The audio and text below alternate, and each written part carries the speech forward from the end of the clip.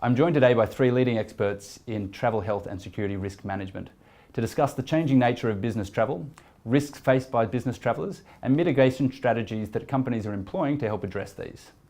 Thank you and welcome. Sally, with the Australian businesses travelling more and more overseas to take advantage of commercial opportunities, what are the emerging trends and risks that these travellers are likely to face? I would say, Adam, that this year a lot of the focus has been around the perception of terrorism as being a really critical risk that business travellers will face when they're travelling overseas.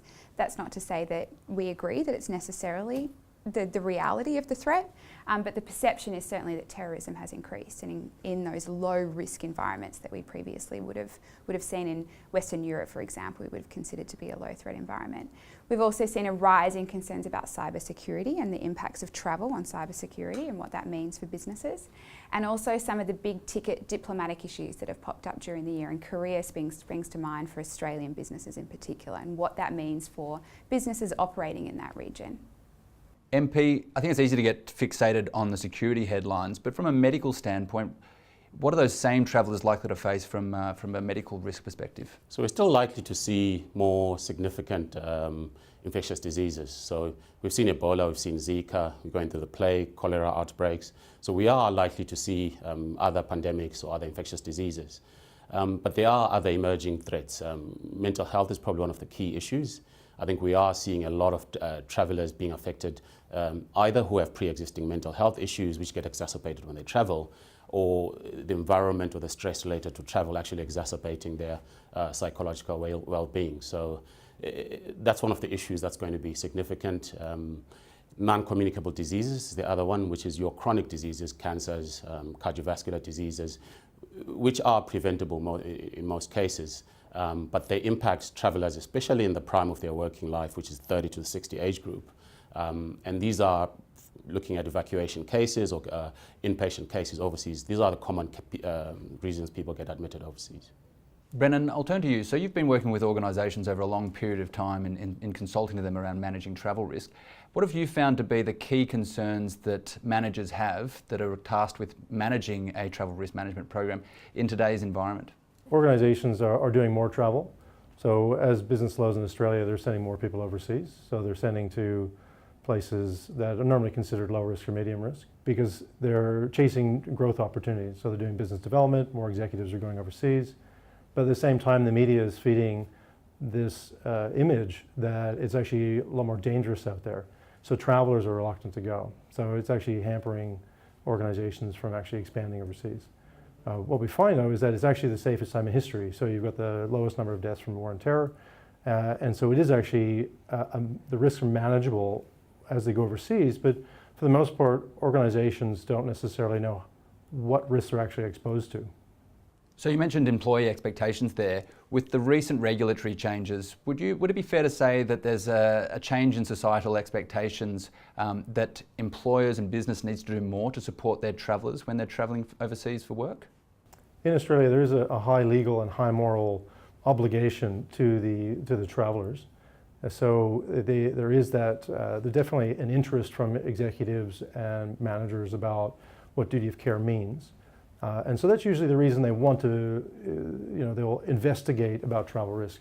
But it's also only one aspect of the impact to the business and to the travelers. So I think more often than not, there's a lot of other business reasons as to why organizations would focus on risk management. Their obligations are there, which is clear. The growth in travel is clear, but organizations don't understand what that actually means for business continuity. They don't understand how it might impact morale within an organization. They don't understand the underlying costs associated with it. Sally, we see in the news at the moment that there are terror events happening almost weekly, it seems, and increasingly happening in Western countries where they didn't used to happen. I know this is what caused a lot of concern for many people out there, whether they be business travellers or managers themselves. What's the true reality of the risk this poses and how companies need to manage that? Yeah, there's a couple of answers to that. We too see on the security side the calls through to the assistance centre are actually not about those big ticket terrorist items that managers are of course concerned about. The calls through to the assistance centre are about things like, can I use a taxi service in Manila? Or can you explain to me what kind of cultural issues I might run into when I'm going to the Middle East for the first time? So the kinds of calls we're getting are around those common things day to day that people are nervous about when they're travelling. No surprises there. Those big ticket items, companies definitely need to be aware of the concerns around terrorism, what that might mean for their business operations overseas, what that means for business travellers. But what it means is more about taking the time to prepare. So making sure that travellers are aware of the environments they're going into. Low risk, unfortunately, in this day and age doesn't mean no risk. So they still need to be prepared for those issues, prepared for an active shooter type scenario, for example. So taking that time to really understand the environment and understand how to interact with that environment when travelling overseas. It's much more important for businesses to be aware and to prepare travellers than it is to really stress about what is still a highly unlikely incident for business travellers. Brendan, you spoke earlier about the indirect benefits of having a robust travel risk management program. Conversely, looking at those incidents where an employee or a traveller is injured or falls ill, I think it's quite often easy to think about or consider the direct impacts that may have on the individual and the business, but I think it's not often clear what the impacts or the indirect impacts are on the business. Could you maybe explain some of those for us? So the way an incident is managed can have a huge impact on the actual, like, the cost to the business, the impact of the recovery for the individual, as well as a whole host of other things. If something's badly managed, then there may be legal consequences, or there might be brand and reputation issues that an organization could face. So what could be considered a routine illness in a developing country can escalate into a complex issue. So infection could be set in, or requires a complicated surgery, or what have you. But the risk that an organization has is that they're the ones that are making these decisions on what to do for the individual. And if they're not informed, then they can actually either over or underreact to an incident, which means that they're not aware of the options that are available. They're not aware of the risks associated with those different options. So it could actually make a minor problem worse, which could then mean that there could be a director's liability. It could be a workers' compensation case. The person could have a longer recovery from the injury, or maybe they're long tail off work, right? So they don't go back to work, which has a huge cost to the business. So a lot of organizations don't realize that the cost of an incident isn't just the medical expenses, but rather how much time management is involved. So if a business leadership team gets dragged into an incident, all that time that is taken away from the business as a huge cost, which you can't insure against. And so if the organization doesn't have proper systems in place, then it actually has no idea how much it's actually costing the business. And to add to that, Brendan, using the examples you've touched on, someone with an infectious disease or someone with a sprained ankle, I think there's also the lost time in that person is not able to complete whatever task, whatever role, whether it's business development that they were traveling for. And the one thing that is never accounted for in terms of cost is actually pain and suffering that individual goes through, not just that individual, but their full social support if they're the main carer at home, for example. So they lose all that ability to support others at home as well. So those are all significant costs as well. From a security perspective, I think some Australian companies struggle with investment opportunities in high-risk locations around the world. So there's an opportunity cost there if they don't see how they can mitigate some of the risks in high-risk environments to really take advantage of those opportunities. And that comes down to awareness and really understanding their environment and how to mitigate those risks so that they can go in and really take advantage of some of those opportunities. Well, a recent example of that was actually in the Philippines. So we had this client that had just closed a big deal there. And the salespeople that had this huge contract in their hand were at the hotel, and they were heading back to Sydney when there was an attack on at the hotel. And so they managed to get out quite all right, but when they got back to Sydney and they telling these war stories, the operations people that were supposed to go back and deliver didn't want to go. They were terrified of going. So they didn't know where to stay that was safe. They didn't know how they're going to get around. They're going to put expats. They'd never managed expats before. So all of a sudden, the CEO had this $10 million contract he had to deliver on, and all the people in the office were terrified to go. So that's where you've got to figure out, well, how are we going to deliver this safely? And $10 million, it's easy enough to manage risk in Manila and in the Philippines, but you need to know exactly how to do it. So Brennan, I'm interested to understand, from a company's perspective that is trying to manage a travel risk management program in-house, what are the challenges they're likely to face in trying to do this themselves? So there's a couple of areas that they really struggle with. So one is communication internally, so trying to coordinate between different departments.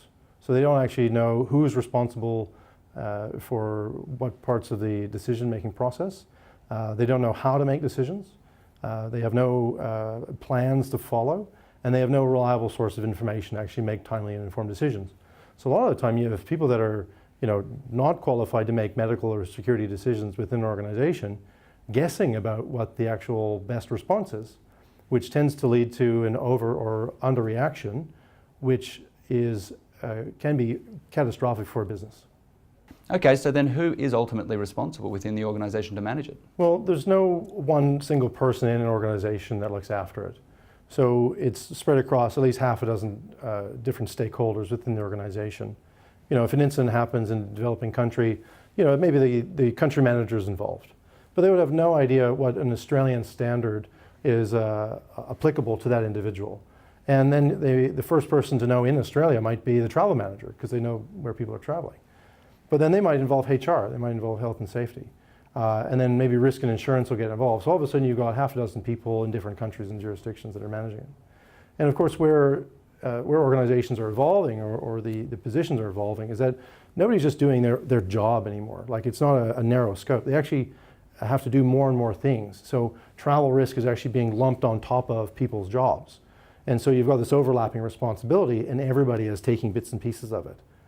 In addition, it's always interesting that most organizations, the H, in whether it's in health and safety or health, safety and security, is always small. So there's normally no real ownership or responsibility or accountability for health. So as you're saying, if you then layer travel on top and you get a medical event or a medical incident or a medical case, normally in our assistance center we could be talking to HR, we could be talking to the insurer. There's just so many people, but there's no real accountability or responsibility to be able to make a serious decision and move a case forward. So I was talking to a travel manager recently just about how challenging and stressful this kind of situation can be. She felt really ill-equipped to handle challenges when they happened. She was talking to me specifically about when the Vegas shooting happened a month or so ago. And she was at home on the couch on a Saturday night. These things always happen in Australia late at night on weekends when we're not at work. And she was sitting on the couch and she saw it pop up on the news, and she knew immediately that the CEO would be calling, the head of HR would be calling, because she was the only one who really knew where travellers were over the world and how many they would have in Vegas at that particular time. She was challenged with not really knowing where are all the phone numbers of the people that I need to call. She just found the whole thing incredibly stressful. So a lot of pressure was put on her when there's so many different stakeholders involved in these kinds of incidents. So Brendan, I'll ask you, where to from here? What's next? What's over the horizon with travel risk management for Australian businesses going forward? Well, we know that travel is on the up. So we know that international travel is increasing. A lot of growth opportunities are overseas. So as the Australian economy slows down, more businesses are looking for their growth overseas. So we see that definitely as an upward trend. But that also means that the amount of money spent on travel is going to go up. The risk associated with travel is going to go up. And organizations and the executive and the boards are actually looking at ways of better managing their risk. So either finding ways of minimizing or mitigating, or most certainly trying to avoid risk before they actually get into trouble.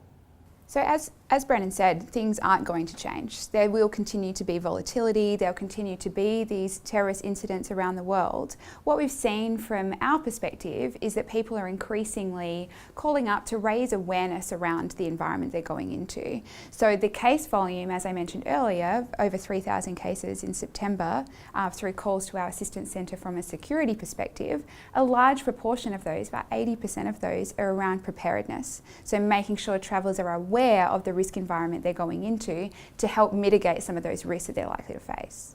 In light of all of these risks that travellers are going to face from a medical and security standpoint, as I'm sure many viewers are going to be asking themselves, can't companies just use their insurance to ward against these risks that they're likely to face? Oh, well, insurance is incredibly important. Nearly all the organizations that we work with have travel insurance of various sorts.